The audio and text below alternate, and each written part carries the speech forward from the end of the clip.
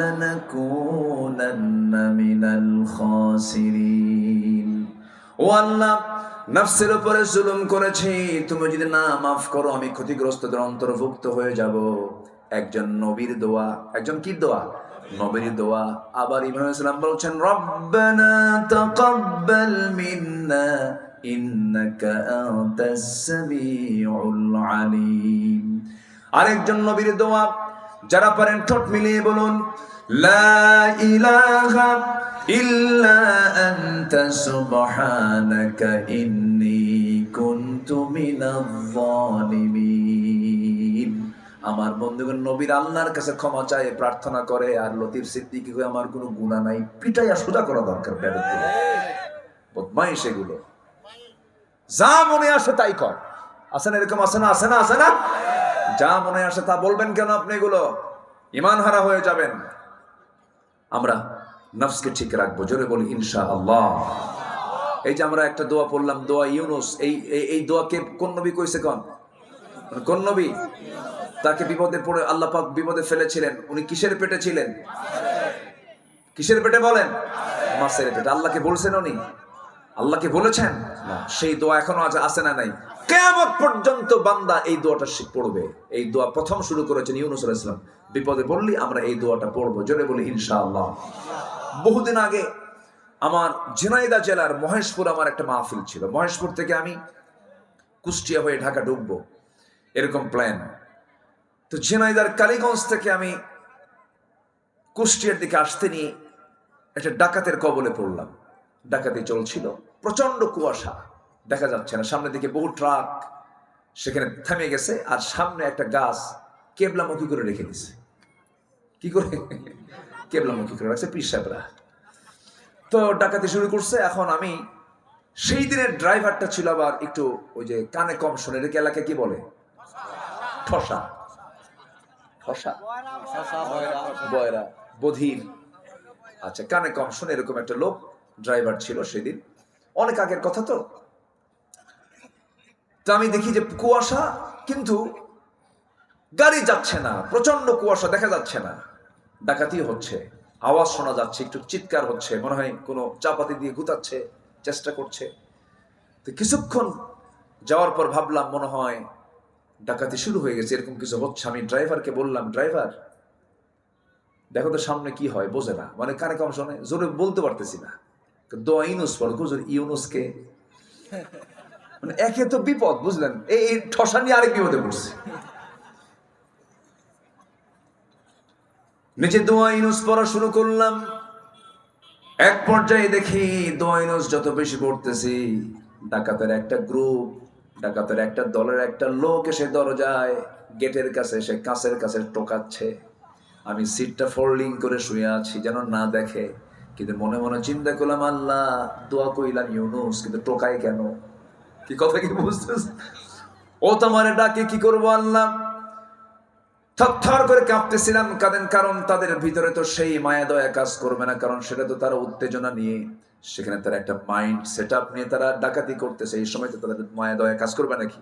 যত মায়া দেখাবে সে তো নিজেই মানা পড়ে যাবে। এটা তো তার একটা চেষ্টা, যদিও সেটা হারাম, কিন্তু চেষ্টা তার হারাম চেষ্টা। বারবার দোয়া ইউনুস পড়তেছিলাম, বারবার আমাকে ডাকতেছিল, কিন্তু কোনো উত্তরও দিচ্ছে না, দরজাও খুলতেছি না। শেষ পর্যন্ত আমি দেখতে পেলাম সামনে থেকে একজন ইশারা দিল, কেমন করে যেন একটা ডাক দিল, সে চলে গেছে। ডাকাতি শেষ হলো। আল্লাহ পাক আমাকে সেই রাতের জন্য একটু বাঁচায়া দিলেন। আলহামদুলিল্লাহ, জোরে বলে আলহামদুলিল্লাহ। বাঁচাতে পারেন কিনা বলেন? বাঁচাতে পারেন কিনা বলেন? কে বাঁচান? আজ তো কে বাঁচান? কে বাঁচান? কে বাঁচান? আল্লাহ বাঁচান। আল্লাহর কাছে চাবো আমরা, আমাদের দায়িত্ব আল্লাহর কাছে চাওয়া। আল্লাহর দায়িত্ব হলো আমাকে দিয়ে দেওয়া। আমি চাবো, আমাকে দেবেন কে? চাওয়ার কাজটা কার আর দেওয়ার কাজটা কার? চাইতে দেরি কিন্তু দিতে দেরি নয়, কিন্তু আমরা তো চাই না। বারবার মেয়ে হয়, 4টা মেয়ে হওয়ার পরে মেয়ের মা বলে আল্লাহ তোমার চোখ কানা, তোমার কাছে কি চাবো? আর রহিমউদ্দিন বাড়ির 4টা ছেলে, আমার বাড়ির 4টা মেয়ে, ওই বাড়ির 2টা ছেলে আমার বাড়ির দিলিত হয়ে যেত। দেখছেন কি চিন্তা, দেখেন অঙ্ক দেখেন, এরকম আছে কিনা বলেন? এইরকম করে আল্লাহর কাছে চাইলে হবে না, আল্লাহর কাছে চাইতে হবে চাওয়ার মতো করে। আল্লাহ রাব্বুল আলামিন বলছেন, বান্দারে তুই যদি আমার কাছে চাওয়ার মতো চাইতে পারিস, তোর চাইতে দেরি হয়ে যাবে, আমি তোকে দিতে আমার দেরি হবে না। জোরে কোন সুবহানাল্লাহ। ধৈর্য সহকারে আমরা আল্লাহর কাছে চাবো, ইস্তাঈনু বিস-সাবরি ওয়াস-সালাহ। আমার ভাইয়েরা, মূল বিষয়ের দিকে যাচ্ছি আমরা। নফসকে আমরা ঠিক করে ফেলবো, নফসকে আমরা শুদ্ধ করে ফেলবো। নফসকে শুদ্ধ করার জন্য মোটামুটি 10টা পন্থা আল্লাহ রাব্বুল আলামিন কোরআনে বলে দিয়েছেন। 10টা পন্থার কথা বলবো আমি। নফসকে শুদ্ধ করার জন্য 1 নাম্বার পন্থা হলো আমরা খাঁটি মনে তওবা করব। রাজি আছেন? সবাইকে রাজি আছেন? ওই যে পিছনের দুটো লোক উঠলো, আমি কি শেষ করে দেব? তো এই ওঠা বসা কেন? একটু বসেন না ভাই, একটু বসেন। কত সময় কত দিকে চলে যায়, কত সময় নষ্ট করে ফেলি আমরা। আর এখানে বসে আছেন, যে জায়গায় বসে আছেন, আপনি কি জানেন এই জায়গায় বসে থাকার কারণে আমার আপনার আমল নামা থেকে গুনাহগুলো ঝরে যাচ্ছে? একটু জোরে বলে সুবহানাল্লাহ। এবং আল্লাহর রহমত অবারিত, আল্লাহর অবারিত রহমত এখানে বর্ষণ হচ্ছে, বলে আল্লাহু আকবার। কেউ যাবেন না, কেউ যাবেন না, দয়া করে আমরা একসঙ্গে দোয়া করে এখান থেকে উঠবো। আল্লাহ কবুল করুন, জোরে বলি আল্লাহুম্মা আমিন। তো নিজের নফসকে শুদ্ধ করার জন্য 1 নাম্বার কাজ হলো আমরা তওবা করব। সবাইকে রাজি আছেন? আমরা তওবা করব। তওবা করলে আল্লাহ বিপদ থেকে বাঁচাবেন, আল্লাহ আমাকে আপনাকে মাফ করে দিবেন। জোরে বলি সুবহানাল্লাহ। সম্মানিত ভাইরা, আমি সেই দিনের ভূমিকম্প, ঘন ঘন ভূমিকম্প হচ্ছে, এই ভূমিকম্প কিন্তু একটা চলমান প্রক্রিয়া। আমরা যে জমিনে বসে আছি এটা কিন্তু স্থির না, চঞ্চল, খুব ব্যস্ত। এই জমিন খুব নড়াচড়া করতে পারে। প্লেট আছে, প্লেট, এই প্লেটটা নড়াচড়া করলে সঙ্গে সঙ্গে নড়ে ওঠে।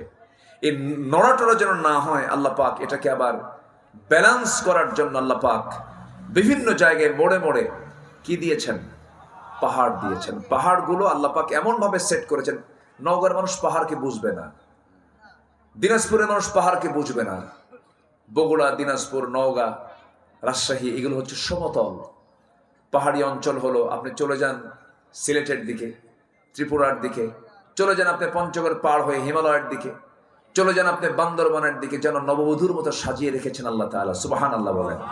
চলে যান কক্সবাজারের দিকে, চলে যান চট্টগ্রাম, টোটাল সিটির দিকে তাকান আপনি, মহেশখালী, কুতুবদিয়া, এইদিকে যান। বিমান থেকে যখন নিচের দিকে তাকানো হয়, যেন মনে হয় আল্লাহ তাআলা সাজানো পৃথিবী কি সুন্দর করে সাজিয়ে রেখেছে। যেরকম সুবহানাল্লাহ। আচ্ছা, পাহাড়ের যে বাইরের অংশটুকু আমরা দেখি, এটা বেশি লম্বা না ভিত বেশি লম্বা? ভিতটা বেশি লম্বা। মাত্র 10% হলো পাহাড়ের উপরের, যেটা চোখে পড়ে 10%, আর 90% ভিত হলো পাহাড়ের নিচে। যেরকম সুবহানাল্লাহ। কেন করেছেন?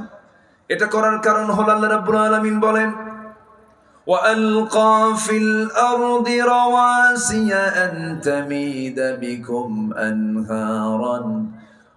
أَنْهَارًا وَسُبُلًا لَعَلَّكُمْ تَهْتَدُونَ।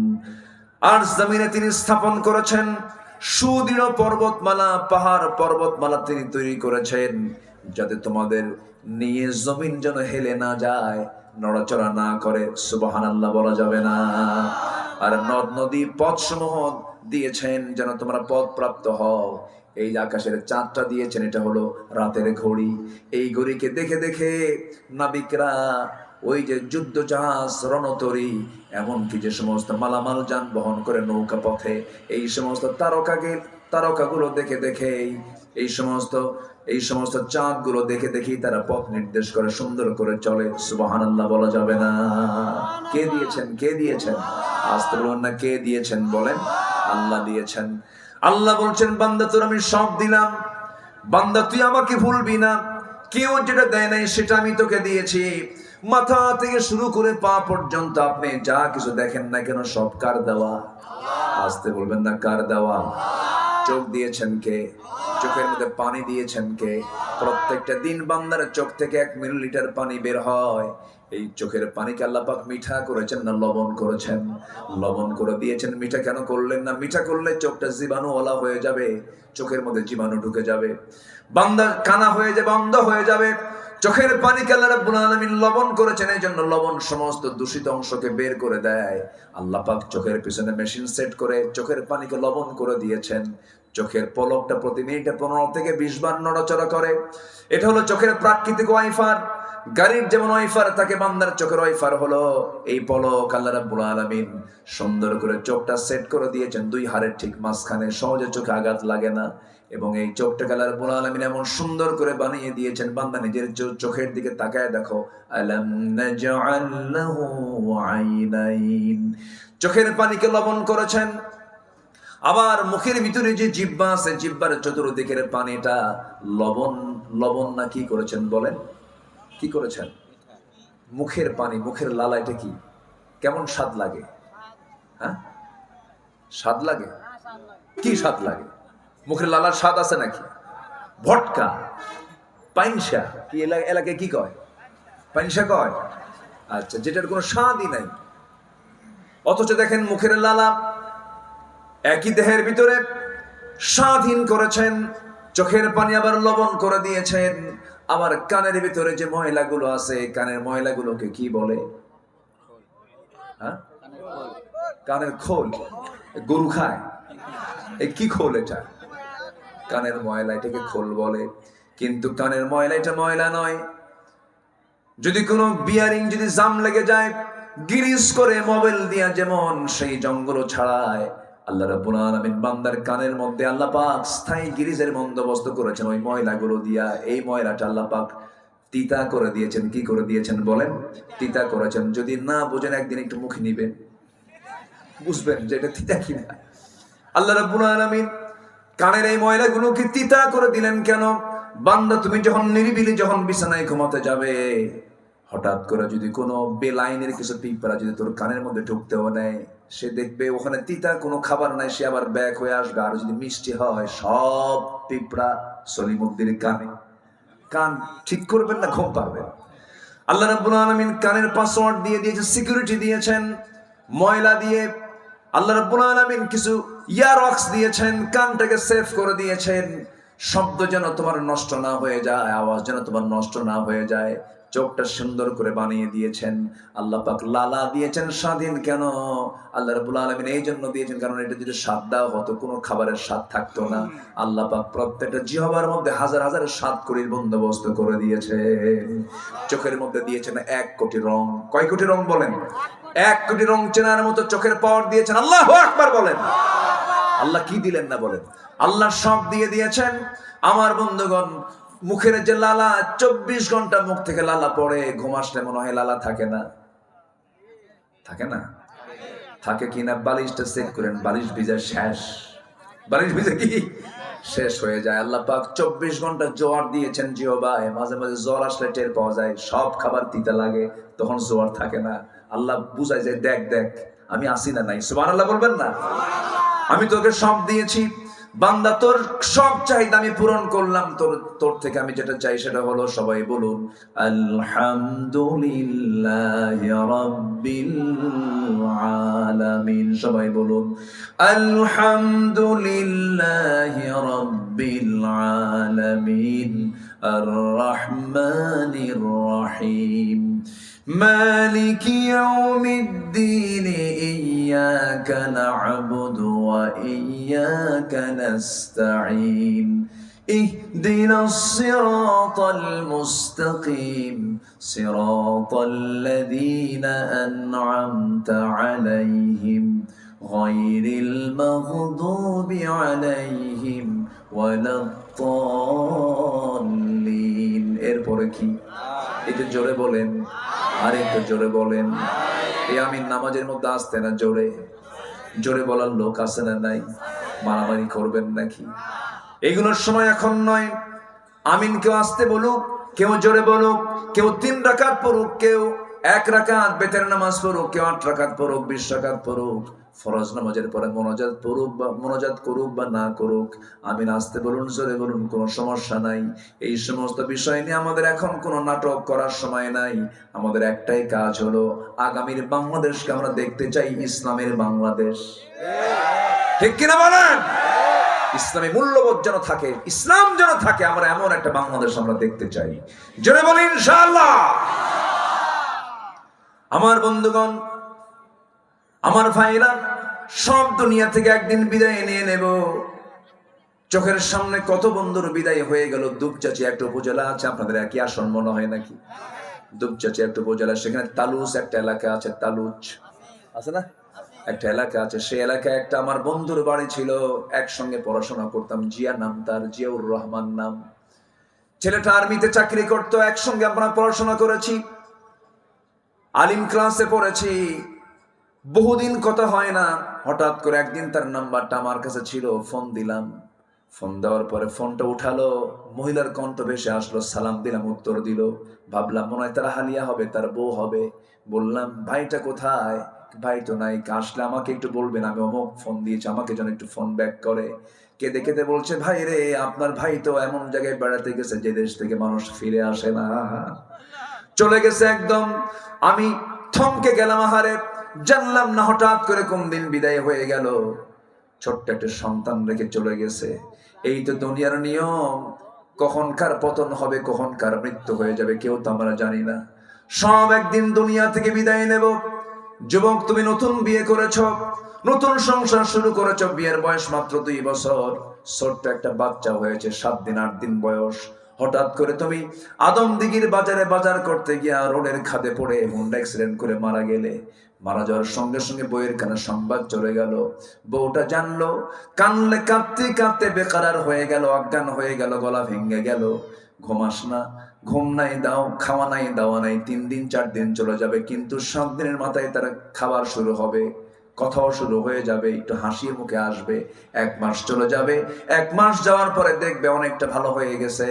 2-3 মাস যাওয়ার পরে হঠাৎ করে তার আব্বা আম্মা বলবে, চল আমাদের বাড়িতে নিয়ে যাই তোরে। 7-8 মাস হওয়ার পরে ওই বাপ মা ওই বউটাকে, তোমার সুন্দরী বউটাকে তোমার বিয়ে দিয়ে দেবে, অন্যের ঘরে চলে যাবে। নতুন স্বামী পাওয়ার পরে বলবে, ওই বাপ মাকে ফোন করে আপনার সেই স্ত্রীটাই বলে ফেলবে। যুবক, বাপ মাকে ফোন দিয়ে বলবে, আব্বা তোমরা যে সিদ্ধান্ত নিয়েছো, আমাকে নতুন করে বিয়ে দিয়েছো, আগের স্বামীর চাইতে এই স্বামীটা আমার আরো ভালো। এটাই হলো দুনিয়ার নিয়ম। আপনার জায়গা আরেকজন জায়গা দখল করে বসবে, কিন্তু পৃথিবীর সব আমাকে ভুলে গেলেও যিনি একটা সেকেন্ডের জন্য যিনি কখনো ভোলেন না, কখনো ভোলেন না, তিনি আমার। চিল্লায় বলেন কে?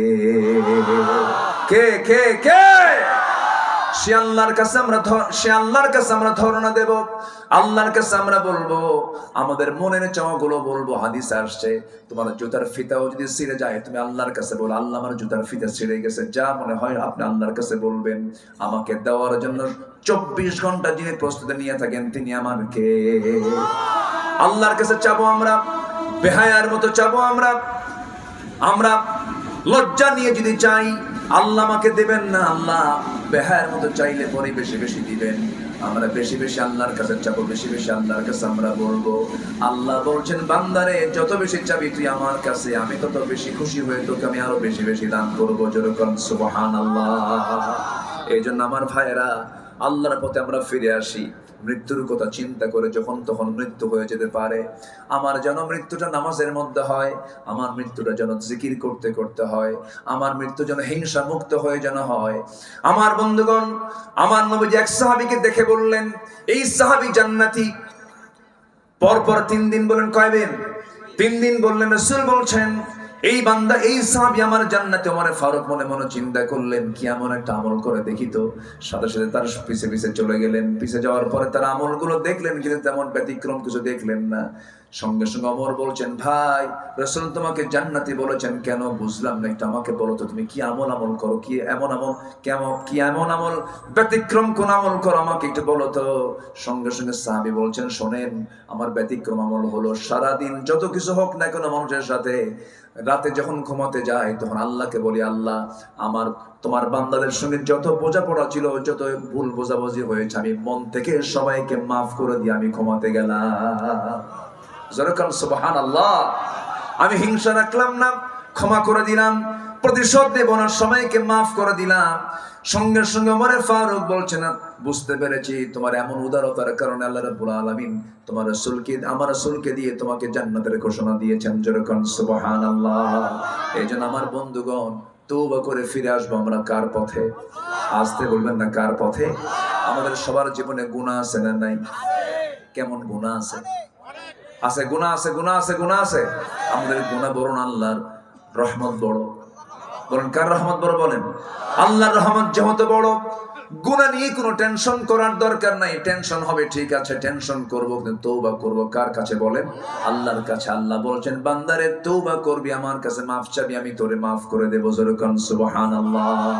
আল্লাহ রাব্বুল আলামিন বলেন التائبون العابدون الحامدون السائحون الراكعون الساجدون الآمرون بالمعروف والناهون عن المنكر والحافظون لحدود الله وبشر المؤمنين جربنا الله أكبر الله 9টা গুণ অর্জনকারীকে জান্নাতের সংবাদ দিয়েছেন। এর মধ্যে 1 নম্বর হলো তওবাকারী যারা। আমরা তওবা করব কার কাছে?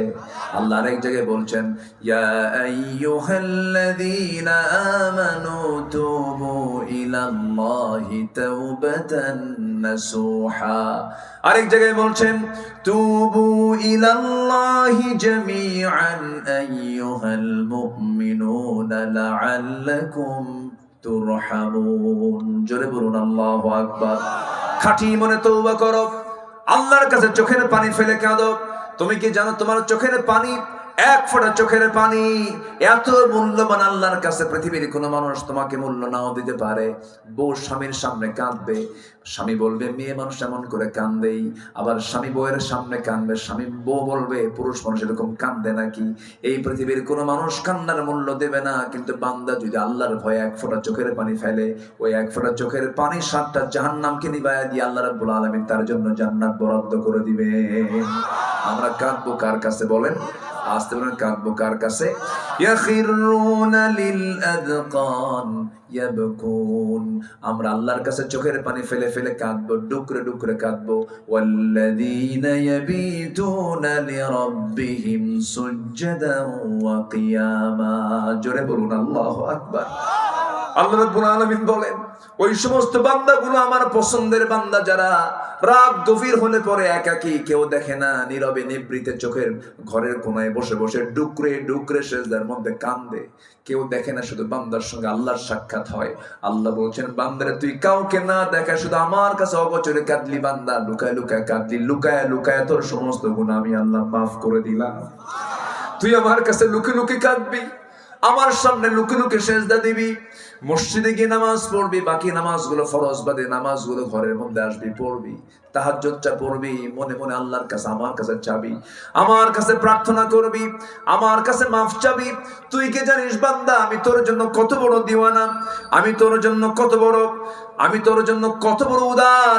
তুই আমার কাছে চাইতে দিন আমার যেতে দিতে দেরি নাই। আল্লাহু আকবার। সবাই কি নিতে রাজি আছেন? নিতে রাজি আছেন? দেবেন কে? আল্লাহ। দেওয়ার দায়িত্ব কার? চাওয়ার দায়িত্ব কার? আমার। আমি চাবো, জোরে বলি ইনশাআল্লাহ। তওবা করব কার কাছে? আসতে বলুন না, তওবা করব কার কাছে? ছোট্ট একটা ইতিহাস মনে পড়লো, বলবো নাকি? বলবো। মায়েরা মাহফিল আসছে নাকি? আসছে। এক মহিলা সাহাবীর কথা মনে হয়ে গেল। এক মহিলা সাহাবী জিনা করে ফেলেছেন, জিনার ফলে পেটে বাচ্চা চলে আসছে। চোখের পানি ফেলে ফেলে কাঁদতে কাঁদতে বেকারার হয়ে যাচ্ছে, না হারে কত বড় ভুল করে ফেললাম। নবীর কাছে গিয়ে বলছে হুজুর বড্ড ভুল করে ফেলেছি। কি করেছো? জিনা করেছি। রাসূল বললেন না করো নাই, কারণ জিনার জন্য সাক্ষী লাগবে 4 জন। কয়জন লাগবে বলেন? 4 জন সাক্ষী লাগবে। রাসূল বলছেন না করো নাই। হুজুর করেছি। না করো নাই, করেছি। 3টি বার মানা করার পরেও বলছেন হুজুর যত বলবেন, আমি তো নিজেই সাক্ষী, আমি তো রাজ সাক্ষী, আমি নিজে জিনা করেছি। পেটে বাচ্চা আসছে নাকি? হ্যাঁ আসছে। কোনো কথা নাই। সন্তান ডেলিভারি হওয়ার পর তুমি আসো। মহিলা চলে গেলেন। সন্তান ডেলিভারি হওয়ার 2 দিন 3 দিন 4 দিন পর নয়, মাত্র 1 দিন পর নবীর সামনে হাজির হলেন। হাজির হয়ে বলছেন ইয়া রাসূলুল্লাহ, এই সন্তানটা ডেলিভারি হয়ে গেছে, আপনি আমার উপর আইনটা কার্যকর করে দেন। রাসূল বলছেন সন্তান কি জীবিত না মৃত? হুজুর সন্তান তো জীবিত। কোনো কথা নাই। হাউলাইনি কামিলাইন, 2 বছর দুধ পান করাতে হবে। যাও। হুজুর বাঁচবো তার গ্যারান্টি কে? রাসূল বলছেন গ্যারান্টি আমি দেব না, তবে আমি তোমার জন্য দোয়া করে দিচ্ছি। এবার রাসূল বলছেন ও মহিলা সাহাবী তুমি চিন্তা করো না, বাড়িতে চলে যাও। একটা প্রশ্ন করব আমি। আসামি বিচারকের সামনে যে বিচার চাওয়ার জন্য আসছে, কোনো পুলিশ লাগলো না, জেলখানা লাগলো না, ওই বান্দি হাজির হয়েছে একমাত্র কেবলমাত্র শুধুমাত্র কার ভয়ে? জাতিকে ভালো করার জন্য জাতির মধ্যে ঢুকায় দিতে হবে র্যাবের ভয় না রবের ভয়? প্রশাসনের ভয় না আল্লাহর ভয়? আল্লাহর ভয় ঢুকায় দিতে হবে। জাতিকে নামাজি বানাতে হবে। যে নেতা নামাজের আন্দোলন করবে সেই নেতার পথ ধরবো আমরা। ঠিক কিনা বলেন? ঠিক কিনা? নামাজ নাই, সম্পর্ক। আমার নবীজি বলে দিলেন, মহিলা চলে যাও। মহিলা চলে গেছে। সন্তান 6 মাসের মাথায় টোটালি দুধ বন্ধ করে সন্তানটাকে কোলের মধ্যে করে নিয়ে অন্য খাবারের প্র্যাকটিস করে দিলেন। নবীর সামনে চলে এসে বলছেন, ইয়া রাসূলুল্লাহ, এই যে সন্তান দুধ খাওয়া বন্ধ করে দিয়েছে, আমি ছাড়া বাঁচবে হুজুর। আজকে 3য়বারের মতো আসছে, আপনি আমাকে ফেরত দিবেন না। জেনার শাস্তি হলো তাকে কতল করো। কারণ বিবাহিত কোনো পুরুষ, বিবাহিতা কোনো মহিলা যদি জেনা করে, আল্লাহর ফয়সালা হলো তাকে দুনিয়া থেকে বিদায় করে দাও। কারণ সে নিজেও রোগী, নিজেও ভাইরাস, সমাজটাও কি করবে? ভাইরাস করে ফেলবে। রোগের মহামারী হয়ে যাবে। ওকে পৃথিবীতে বাঁচায় রাখার কোনো অধিকার নাই। আল্লাহর বিধান এটা সঙ্গে সঙ্গে কার্যকর হয়ে গেল। মহিলাকে নিয়ে গিয়ে উন্মুক্ত মরু প্রান্তরে পাথর যখন মারা হচ্ছিল, সাইয়েদনা আলী পাথর যখন মারছিলেন, কয়েক ফোঁটা রক্ত তার হাতে এসে লাগলো। নবীর সামনে বলছেন, হুজুর, ওই মহিলাকে যখন পাথর মারছিলাম নাপাক রক্তগুলো আমার হাতে এসে লেগেছিল। রাসূল বলছেন, আলী, কার রক্তকে নাপাক রক্ত বলো? তুমি কি জানো ওই মহিলার রক্ত জমিনে স্পর্শ হওয়ার পূর্বে আল্লাহ রাব্বুল আলামিন তাকে জান্নাতের মেহমান বানায় নিয়েছেন। তওবার কারণে। কিসের কারণে বলেন? তওবার কারণে। রাসূল বলছেন, জানাজা আমি পড়ায় দেব, জানাজার আয়োজন করো। জানাজা শেষ হয়ে গেল। আমার নবীজি জানাজা শেষ করার পরে বলছেন, ও সাহাবীরা, এই মহিলা জীবনের শেষ সময় পর্যন্ত যে পরিমাণ তওবা করেছে, এই তওবাটা যদি মদিনার 70 জন গুনাহগারদের মাঝে যদি বন্টন করে দেওয়া হতো, প্রত্যেকের গুনাহ মাফ করে আল্লাহ সবাইকে জান্নাত দিয়ে দিতেন। জোরে কোন সুবহানাল্লাহ। তওবা করব কার কাছে? নফসের শুদ্ধতার জন্য 10টা পন্থা চলছে। 1 নম্বরে পন্থা কেবল হলো আমরা 1 নম্বরে গেলাম, খাঁটি মনে আমরা তওবা করব। এখনো পড়ে আছে কয়টা বলেন? নুরু, ওয়াজ শুরু না শেষ? ওয়াজ কি শেষ না শুরু? কষ্ট নাই তো? কষ্ট নাই? ঘুমান না? ঘুমও নাই? মিছা কথা। রাতে বেলা ঘুম ধরে না? ঘুম আসে। সব দিকে তাকাবো আমরা, জোরে বলি ইনশাআল্লাহ। মাহফিলটা অনেক সুন্দর সাজিয়েছেন আপনারা, এত সুন্দর নিরিবিলি করে মাহফিলটাকে সাজিয়েছেন, চতুর্দিকে ডেকোরেশন করে মাহফিলটা একটা আদর্শ মাহফিলের রূপ নিয়েছে। বলি আলহামদুলিল্লাহ। জোরে বলি আলহামদুলিল্লাহ। আল্লাহ মাহফিলকে কবুল করো, জোরে বলি আমিন। আত্মশুদ্ধির জন্য, নফসকে শুদ্ধর জন্য আরেকটা কাজ করতে হবে, সালাতের প্রতি আমরা যত্নশীল হব, জোরে বলি ইনশাআল্লাহ। নামাজ পড়বো কয় ওয়াক্ত? আপনার গ্রামের কোন ওয়াক্তের মসজিদে মুসল্লি বেশি হওয়া দরকার? বলেন, সবচেয়ে বেশি মুসল্লি হওয়া দরকার কোন ওয়াক্তে? সবচেয়ে কম কোন ওয়াক্তে? এখন বলেন। আমার গ্রামকে আমরা 100% মুসল্লি মসজিদে হাজির করব, জোরে বলে ইনশাআল্লাহ। এটার জন্য আমরা দাওয়াতের টিম, নিজেরা উদ্যোগ নিয়ে দাওয়াতের টিম তৈরি করবো। আল্লাহ তুমি প্রত্যেক মসজিদকে নামাজ দিয়ে আবাদ দিয়ে ভরপুর করে দাও, জোরে বলি আল্লাহুম্মা আমিন। নাম্বার 3, সিয়াম সাধনা। আমরা রোজা রাখবো কার খুশির জন্য? আল্লাহর খুশির জন্য। সে রোজা কি শুধু রমজান মাস না সারা বছর? সারা বছর রোজা আছে না? সোমবার, বৃহস্পতিবার। সুস্থ যদি থাকতে চাই, মাঝে মাঝে একটু রোজার একটু চিন্তা মাথায় নেওয়ার চেষ্টা করব ইনশাআল্লাহ। নাম্বার 4 হলো আল্লাহর জিকির করা। কার জিকির করা বলেন? এক জায়গায় না সব জায়গায়? সবসময় আল্লাহর জিকির করতে হবে, মুখটা ভিজায় রাখতে হবে আল্লাহর জিকির দিয়ে। আল্লাহ রাব্বুল আলামিন বলেন, আল্লাযীনা আমানু ওয়া তাতমাইন্নু কুলুবুহুম বিযিকরিল্লাহ আলা বিযিকরিল্লাহি তাতমাইন্নুল কুলুব। জোরে বলুন আল্লাহু আকবার। আল্লাহর জিকির করো, জিকিরই তোমার অন্তরে প্রশান্তি আসবে। কিন্তু জিকিরের পরিভাষা রাসূল শিখিয়ে দিয়েছেন, যেমন করে রাসূল শিখিয়ে দিয়েছেন সুবহানাল্লাহ, আলহামদুলিল্লাহ, ইলাহা ইল্লাল্লাহ, আল্লাহু আকবার। এই 4টার বাইরে কোনো বানানো জিকির করা যাবে না। আমার দেশে বিভিন্ন দরবারের বিভিন্ন জিকির আছে, হু খাজা আছে না, এরকম আছে না, এরকম আছে না, এই সমস্ত বদমাইশি গুলো আছে। ওই সমস্ত জিকিরের ধারে ধরে যাওয়া যাবে না। এই সমস্ত ভণ্ডামি গুলো দেখবেন, এদের কিছু কিছু পাগল আছে, মোস এরকম মোটা, দাড়িও মোসও বড়, দাড়িও বড়, মাথার চুলে জট পাকতে পাকতে মহাজট, ওর মধ্যে উকুন থাকতে থাকতে উকুন পর্যন্ত বিরক্ত আছে না, এরকম আছে না? তেল কিছু দেয় না, পাগল, হাসেও না, কান্দেও না, লাল শালু পরে থাকে, সালার চট পরে থাকে। আর ওই সমস্ত লোকগুলোকে যারা আল্লাহওয়ালা মনে করে, তারা হলো জগৎ বিখ্যাত পাগল। ঠিক কিনা বলেন? পাগল কখনো আল্লাহওয়ালা হয়? আল্লাহওয়ালা লোক কখনো অসামাজিক হয়? আমার নবীজির শেষ বিদায় নিয়েছেন, রাসূল যে মারা গেছেন কার কোলে বলেন? স্ত্রীর কোলে। কার কোলে বলেন? রাসূল কতটুকু পারিবারিক ছিলেন, রাসূল কতটুকু সোশ্যাল ছিলেন, রাসূল কতটুকু পরিবারকে মূল্যায়ন করতেন যে তার শেষ বিদায় হয়েছে বিশ্ব নবীর একটা স্ত্রীর কোলে মাথা রেখে। আল্লাহু আকবার বলবেন না? আর এই পাগলগুলো রাস্তার মোড়ে মোড়ে শুয়ে থাকে, সিট হয়ে থাকে, গাঁজা খায় থাকে, আর পাগলগুলো যায় মাঝে মাঝে কিছু লোক যে বলে এটাই আল্লাহওয়ালা, দুনিয়ার কোনো জ্ঞান নাই। এরকম আছে না? কিছু লোক আছে না, হাটে সালার চট পড়ে পড়ে বাচ্চা হয় না, পিছন থেকে যায় আর বলে বাবা আমারে বাচ্চা দিবা। ও কি বাচ্চা দেওয়ার মহাজন? আসেন, এরকম আছে না নাই? দেখবেন সন্ধ্যারে মোড়ও পাবেন আপনি, বিভিন্ন rail line Thailand seat seat হয়ে পড়ে থাকে, একদম গায়ে গন্ধ, গাছা টাছা খায় একদম সিট হয়ে পড়ে থাকে। এগুলোর পিছু পিছু যায়, কিছু কিছু লোক বলে এটা বুঝে আল্লাহ না। সে মোষগুলো দেখছেন আপনি, মোষ তো কাটেই না, মোষ বড় হতে হতে এমন মোটা মোষ, হাইব্রিড জাতের মোষ একদম। সারার চট পড়ে পড়ে হাঁটে, পিছন দিয়ে বলে বাবা বাচ্চা দিবা।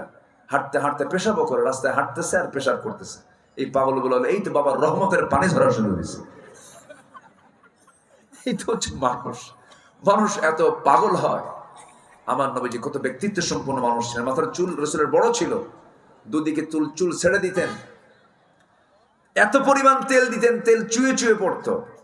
রাসূল আতর ঢেলে তালুতে নিয়ে সেই গোটা আতর তিনি গোটা শরীরে মাখাতেন। রাসূলের পোশাক ছিল অত্যন্ত পরিপাটি, পরিচ্ছন্ন। আমার নবীজির মাথা থেকে শুরু করে পা পর্যন্ত প্রত্যেকটা অঙ্গ প্রত্যঙ্গ ছিল স্বচ্ছ, পরিষ্কার, পরিচ্ছন্ন। আল্লাহু আকবার বলেন। রাসূলের পকেটে তিনটা জিনিস থাকতো, চিরুনি, কি চিরুনি, এরপর থাকতো মেসওয়াক, কি থাকতো মেসওয়াক, আরেকটা থাকতো হলো সব সময়ের জন্য আতর, কি থাকতো আতর। এই তিনটাই কি বলেন তো? চুল এলোমেলো, চুল সোজা হয়ে গেল কি দিয়া? চিরুনি দিয়ে। একটু মুখে গন্ধ, কি দিয়ে ঠিক হয়ে গেল? মেসওয়াক দিয়ে। একটু গায়ে গন্ধ, কি দিয়া? আতর দিয়া। রাসূল কি ছিলেন, কি টিপটপ ছিলেন, আর তার উম্মতরা গাঁজা খায় সিট হয়ে পড়ে থাকে, ওটার পিছনে পাগলগুলো যায়। এগুলো কিচ্ছু না, ধরে টরে মাথার চুল টুল কেটে দিয়ে সব ঠিকঠাক করে দেওয়া দরকার, ঠিক কিনা? এগুলো বদমাইশ, এগুলো এগুলো এগুলো ভণ্ড। এগুলোর ধারে পাশে আমরা যাবো না। জিকির করবো কার বলেন? জিকির করবো কার? এক জায়গায় না সব জায়গায়? বিপদে পড়লো কার জিকির? আসিয়া আলাইহিস সালামের নাম শুনছেন? আসিয়া আলাইহিস সালাম, আসিয়া, আসিয়া কার বউ বলেন? কার বউ? ইমান আছে না নাই? আজকে ইমান আছে না নাই? আর আজকে বহু ইউসুফের বইয়ের ইমান নাই, বহু ইউসুফের বইয়ের ইমান নাই। ফেরাউনের বইয়ের ইমান থাকে, ইউসুফের বইয়ের ইমান। আপনার স্বামীর নাম কি? কি ইউসুফ, কিন্তু বইয়ের কোনো ইমান নাই। হাইরে মার্কেটে যায়, কিছু যুবক আছে দুষ্ট, নিজের বউকে পরপুরুষকে দেখাতে খুব স্বাচ্ছন্দ্য বোধ করে। এটা সুন্দরী বউ হলে পরে সাজগুজ কইরা বলে যাও আমার বন্ধু আসছে, একটু ওয়েলকাম জানাও। এই দেখতো আমার বউটা দেখতে সুন্দর না? কত বড় বাটপার! এই আছে না নাই? চরিত্রহীন এগুলো। আবার দেখবেন কিছু কিছু আছে বউকে আবার হুন্ডায় চড়ায়। সে হুন্ডা নর্মাল হুন্ডা না তো, R15, প্যাসেঞ্জার সিট হলো 3 তলা আর ড্রাইভিং সিট হলো আন্ডারগ্রাউন্ড। বাস, হুন্ডার 3 তলায় উঠায় দিল বউরে, চোখ সাজায়া, ভ্রু সাজায়া, ঠোঁট সাজায়া, আশকারা মাস্কারা সব লাগায়া, লাল লিপস্টিক লাগায়া, লাল শাড়ি পরায়া, চুলটা ছেড়ে দিয়া, চুলের ডিজাইন হলো লাল, নীল, কালো, বিভিন্ন কালার, ভেড়া মডেল। আছে না এরকম? আছে না? আর যুবকদের পোশাক গুলো কি দেখছেন? যুবকদের পোশাক, মেয়েদের রুচিও তো এখন নাই, রুচির মহামারী এখন, রুচি আর নাই। ছেলে পেলে পছন্দ এমনি ভালো কোনো ছেলেকে পছন্দ করে না। কোন ছেলে পছন্দ করে? যাদের প্যান্টের হাঁটু ফাটা। প্যান্টের কি ফাটা? হাঁটু ফাটা প্যান্ট। আব্বা খুব ভালো, ওর না হাঁটু ফাটা প্যান্ট, খুব রুচি, খুব রুচি। এই হলো অবস্থা। মাথার চুলগুলো দেখছেন যুবকদের, কিছু কিছু মাথার চুলগুলো দেখছেন, এই দিকে চুল নাই, পিছনেও চুল নাই, চামড়া বের করা। মাথার উপরে সামান্য কিছু চুল আছে, সেন্ট মার্টিন দ্বীপ, কি বলেন? মানে চতুর্দিকে পানি, মাঝখানে একটা দ্বীপ খাড়া হয়ে আছে। যখন বলা হয় ছেলে তুমি ডিজাইন পাইছো কোথায়, হুজুর বুঝবেন না, এগুলো বুঝবেন না। কোথায় পাইছো কও? মেসি। তুমি কি নেইমার? তুমি কি কুত্তা? জোরে কর নাউজুবিল্লাহ। এগুলো করবো না আমরা। যুবকরা এগুলোর সঙ্গে যাবা না। পোশাক সুন্দর করে ফেলো, মাইন্ডটাকে সেট আপ দাও ইসলাম দিয়ে। মাইন্ড সেট আপ দিবা কি দিয়া? ইসলাম দিয়ে। ফরম্যাট সাজানো ইসলাম দিয়ে। ইসলাম দিয়ে সাজানো জীবন গ্রহণ করো, তোমার জীবনটা ফুলের মতো সুন্দর হয়ে যাবে। আল্লাহ কবুল করুন, জোরে বলি আমিন। আসিয়া কার বউ? বলেন কার বউ? ইমান হারা হয়েছে? ইমান হারা হয় নাই। আর এখনকার স্বামীগুলো বউটারে হুন্ডায় চড়ায়, হুন্ডায় চড়ে, হুন্ডার তো আওয়াজ নাই। আগের তো ইয়ামাহা হন্ডার যুগে তো ভট ভট ভট ভট আওয়াজ ছিল। এখন তো দামি যতই হুন্ডা হোক না কেন আওয়াজ তো কম। এখন আওয়াজ না হলে তো বউ দেখবে না কেউ। এখন এই আওয়াজটা তৈরি করতে হবে কেমনে? চলে গেছে হুন্ডার দোকানে, যা কয় এই স্যালেঞ্জার খোল, কি পাইপ খুলে ফেল। গায়ে খুলে ফেলার পরে ভট ভট আওয়াজ হয়, হুন্ডায় তুলে এক দিলে এক টানে চলে গেছে কোথায়? না, ও হাঁপানিয়া চলে গেছে। কই গেছে? হাঁপানিয়া। এক টানে হাঁপানিয়া, যে টান দিছে এমন আওয়াজ, দুই পার্শ্ব থেকে তাকায় আর বলে এই কি যায় রে। এই যে আপনি এই সমস্ত অপকর্মগুলো করলেন, এটার জন্য জবাব দিতে হবে কার আদালতে? বউ কি ব্যক্তিগত সম্পদ না জাতীয় সম্পদ? আসতে কয় বলেন, এটা কি পার্সোনাল না পাবলিক? যেরকম বউ কি পাবলিক হয় না পার্সোনাল হয়? আর হুন্ডাই চড়ে ঘুরায় যারা, তারা কি বানায়? পাবলিক। দেখ সব মজা নেই। যেরকম নাউজুবিল্লাহ। এই বিকৃত চিন্তা থেকে আল্লাহ পাক মুসলিম উম্মাহকে হেফাজত করো, জোরে বলি আল্লাহুম্মা আমিন। মেয়েদেরকে মার্কেটে একা পাঠাবেন না। মেয়েদের হজে একা যাওয়া জায়েজ না। হজে হজে একা পাঠাবেন কেন? আপনি স্বামী আছেন, আপনি যাবেন না? আপনি ভাই আছেন যাবেন, বাবা আছেন যাবেন। মেয়েদেরকে একা কখনো পাঠানো ঠিক না। তো মেয়েরা তো রাজরানী, তাদের সাথে একটা হেল্পার থাকবে, চাকর থাকবে, বাপ, ভাই, চাচা, মামা, জামাই, একটা মাহারাম সাথে থাকবে। মেয়েরা একা যাবে না কোথাও। মেয়েদের জন্য একটা হেল্পার কে দিয়ে দিয়েছেন? কে দিয়ে দিয়েছেন? আল্লাহ দিয়ে দিয়েছেন। মেয়েরা কখনো একা যাবে না। কিন্তু মেয়েরা ঢং ঢং করে মার্কেটে চলে যায়, স্বামীকে ধমক দিয়ে বলে তুমি কি বুঝো কিছু? তুমি তো কচু বোঝো। শাড়ি কিনে আনো 300 টাকার শাড়ি 1500 টাকা দিয়ে, সংসার তো ধ্বংস করবা তুমি। থাকো, বাচ্চা নাও, কোলে নাও, দুধ খাওয়াও। 1.5 বছরের বাচ্চাকে স্বামীর দায়িত্ব দিয়ে দুধ খাওয়া। চলে গেল মার্কেটে। মার্কেটে গিয়ে ঠ্যাঙের উপরে ঠ্যাং তুলে দিয়ে দোকানদারকে বলে ভাইয়া এটা শাড়ি দেখানো যাবে কি? এমন ভাষা, মাখরাজ, সিফাত দেখছেন তার? কি শব্দ চয়ন, কি সুন্দর করে বলে। দোকানদার তো চিত হয়ে পড়ছে। দোকানদার এখন শাড়ি একখান বের করে নিজের গায়ে লটকায় দিয়ে বলে আপা এই শাড়ি কিন্তু আপনাকে দারুণ মানাবে। ওটা আরেক বদমাইশ আছে না নয়? এগুলো নোংরামি করা যাবে না। আমরা সচেতন হব নিজের পরিবারকে নিয়ে। নিজের পরিবারকে নিয়ে আমরা জান্নাতে যাবো ইনশাআল্লাহ। জোরে বলি ইনশাআল্লাহ। বউকে বলবে তুমি আমার দুনিয়ার জীবনেরও বউ, জান্নাতেরও বউ। কি আসতে কন কেন? যুবক যারা বিয়ে করেন তারাও কয় ঠিক, তুমি তো বিয়ে করো নাই, তুমি কি করবে? ভবিষ্যৎ প্ল্যান আছে মাশাআল্লাহ। জান্নাতে বউ নিবেন না আপনারা? না, এত আওয়াজ আসতে হলে তো লক্ষণ ভালো না। জান্নাতে বউ কি নিবেন আপনারা? হ্যাঁ, বুড়া চাচাও কইছে, কিন্তু বুড়ি জানলে কিন্তু খবর আছে। মেয়ে মানুষ আল্লাহ পাক কেমন ভাবে বানিয়েছেন, হুরের গল্প করলেও হিংসা করে। জান্নাতে হুর দেবে এই গল্প যদি করা হয় তাও হিংসা করে। অতএব এই হুরের গল্প যদি করতেই হয় সকালবেলা করবেন, রাত্রেবেলা যেন করেন না। রাত্রে বিছানায়, একই বিছানায় শুইয়া, চাদরের নিচে শুইয়া যদি গল্প করেন হুররা, জান্নাতে অনেক সুন্দর হবে। আল্লাহ পাক অনেক নিয়ামত দিয়েছেন। আস্তে করে সে আরেক দিকে কায়িত হবে, তুই ওই দিকে হইয়া হুর নিয়ে শুয়ে থাক। কি কথা কি বুঝতেছেন আপনারা? এজন্য আল্লাহ পাক কি যে নিয়ামত দিয়েছেন স্ত্রীর ভিতরে, মাওয়াদ্দাত ওয়া রাহমা। আল্লাহ পাক স্ত্রীর ভিতরে দিয়েছেন ভালোবাসা এবং রহমত। যেরকম আল্লাহু আকবার। বউকে বলবেন আসিয়া হও। কি হও? আসিয়া হও। আসিয়া কার বউ? এরপর ইমান আছে না নাই? আর আমরা ইউসুফের বউ হয়েও আমার মায়ের আপনি ইমানদার হতে পারছেন না। আপনি ইমানদার হবেন, জোরে বলি ইনশাআল্লাহ। আসিয়া আলাইহিস সালামকে বলা হলো, ফেরাউন বলল আসিয়া দিন ছাড়ো। আসিয়া কয় তোমারে ছাড়বো, ইমান ছাড়বো না। জোরে কোন সুবহানাল্লাহ। আমি তোমারে ছাড়বো, ইমান ছাড়বো না। আমি তোমাকে সম্মান করি, কিন্তু এই প্রস্তাব তুমি আমাকে দিও না। ফেরাউন বলল আমি জল্লাদ ডাকবো। ডাকো। ডাকা হলো। বলা হলো তোমাকে টুকরো করা হবে, 2 টুকরো করে দুনিয়া থেকে বিদায় করা হবে। আসিয়া বলছেন তুমি আমাকে মৃত্যুর হুমকি দেখাও, আল্লাহ পাক আমাকে নাকের মধ্যে জান্নাতের ঘ্রাণ দেখায় দেয়। জোরে কোন সুবহানাল্লাহ।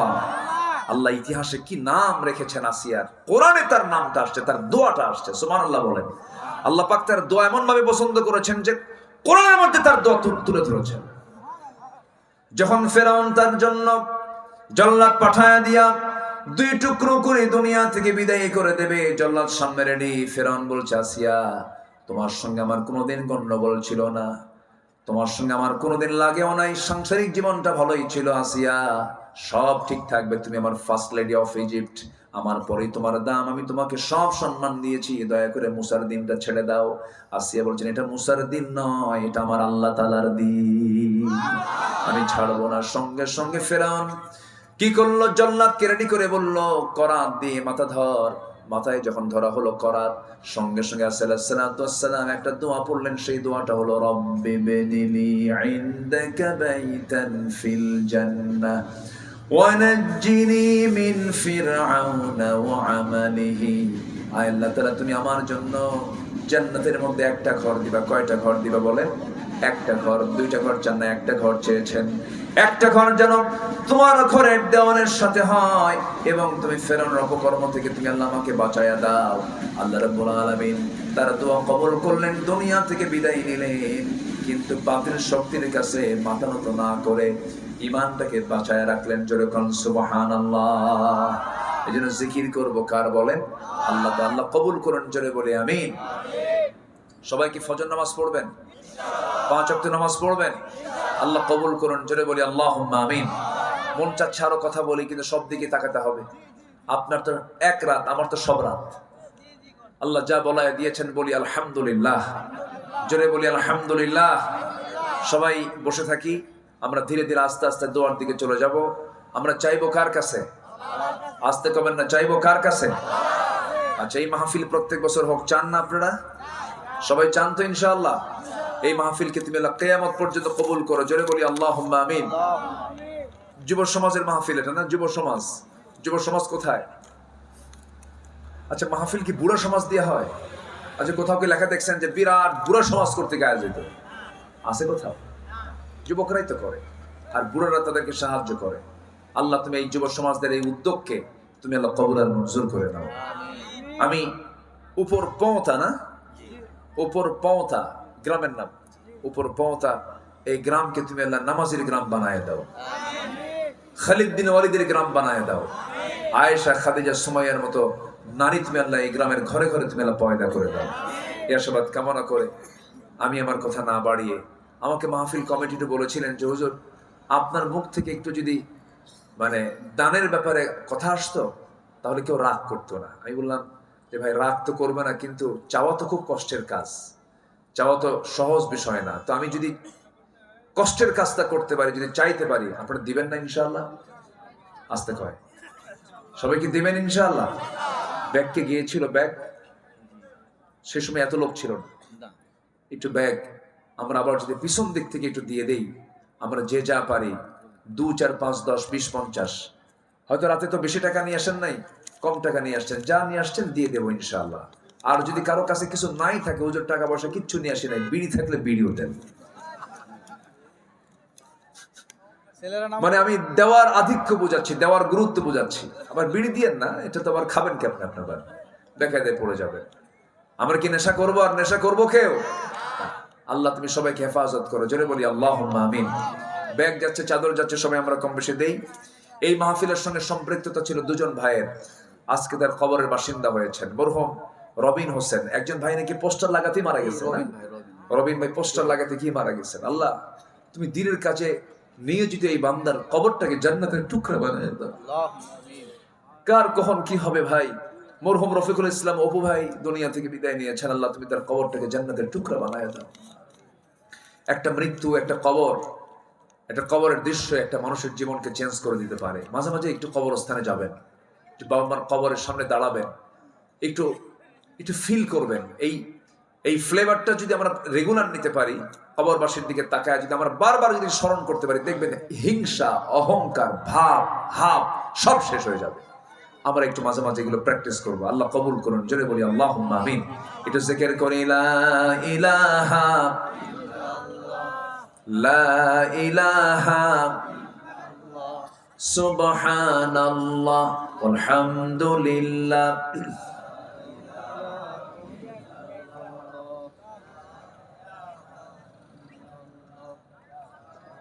আরো জোরে লা ইলাহা সুবহানাল্লাহ আলহামদুলিল্লাহ।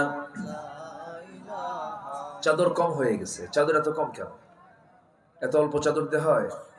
মিনিমাম 50 জন ভলেন্টিয়ার ব্যাগ নিয়ে নামলে খুব ভালো হতো, খুব দ্রুত হয়ে যেত, তাহলে মানুষের জন্য এত কষ্ট হতো না। একটু জিকির করুন লা ইলাহা, আরো জোরে আল্লাহু আল্লাহ আল্লাহু আল্লাহ লা ইলাহা লা ইলাহা, আরো জোরে লা ইলাহা সুবহানাল্লাহ।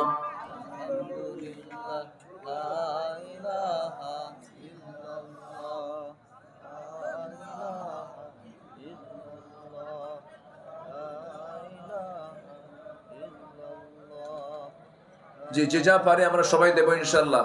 দোয়ার দিকে যাই, দোয়া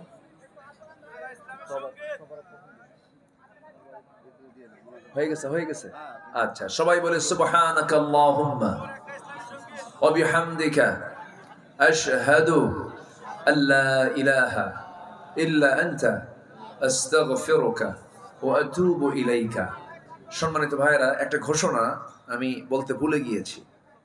আমাদের হয়তো অনেকে মাদ্রাসায় পড়তে পারেন নাই, অনেকে কোরআন শিখতে পারেন নাই, কিন্তু সন্তানটা কোরআন শিখুক চান না? আসতে কয় বান্দার সিনায় আগে কোরআন থাকুক, এটা আপনারা চান না? দেখেন, বুড়া বয়সে যদি আপনি সন্তানকে কাছে পেতে চান, নৈতিক শিক্ষাটা দিয়ে দেন। এটার অভাব খুব। অনেক শিক্ষিত লোক আছে, বাপ মাকে দেখে না। আছেন এরকম? আছেন?